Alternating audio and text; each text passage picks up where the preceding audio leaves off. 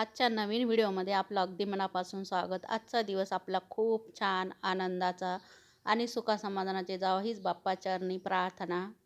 मस्त नाश्त्यासाठी उपीट बनवूया. चला तर मग रेसिपीला सुरुवात करूया. शेगडी ऑन करून त्यावर एक पॅन ठेवून घेतलेला आहे आणि जे आपण रव्याचं उपीट बनवणार आहे तर 1 वाटी रवा घेतलेला आहे. बारीक आहे. तुमच्याकडं जोही रवा असेल ते तुम्ही घेऊ शकता. पॅन गरम होते तोपर्यंत आपण काय काय साहित्य लागते ते बघून घेणार आहोत. मूठभर कोथिंबीर आहे, थोडेसे शेंगदाणे आहे, 2 छोटे कांदे लांब काप करून घेतलेले आहे, कढीपत्ता आहे आणि हिरवी मिरची आहे.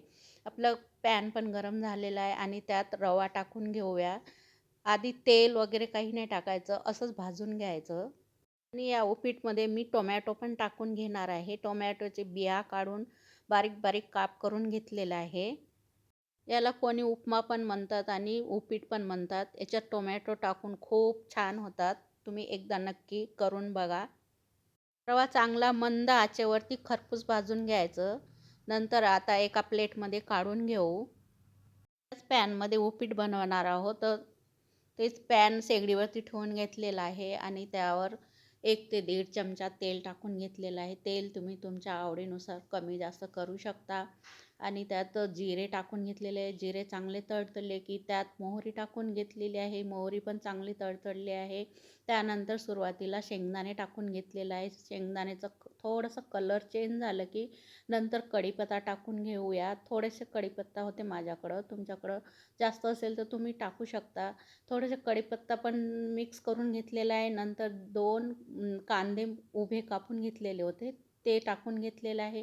ते पण चांगलं मिक्स करून घ्यायचं. थोडंसं कलर चेंज होईस्तोवर नंतर हिरवी मिरची कट करून घेतलेली होती ते टाकून घेऊया आणि ते पण चांगलं मिक्स करून घ्यायचं. नंतर जे टोमॅटो घेतलेलं होतं बारीक काप करून ते टाकून घ्यायचं.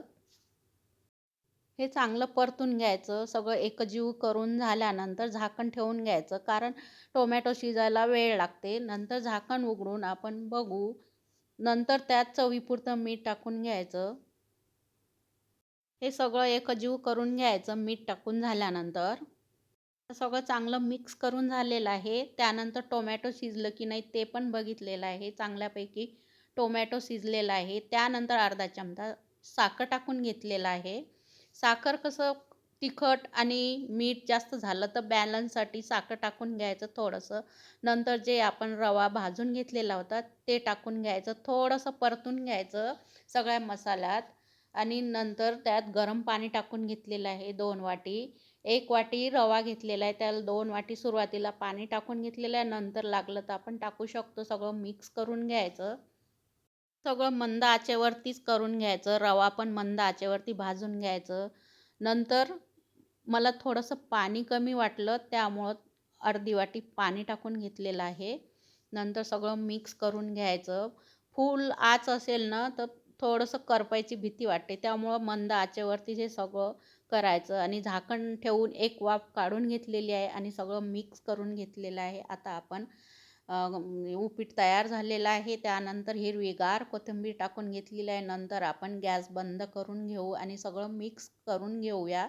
आता आपण एका प्लेटमध्ये काढून घेऊया खाण्यासाठी उपीट. खूप छान झालेलं होतं. तुम्ही एकदा नक्की करून बघा.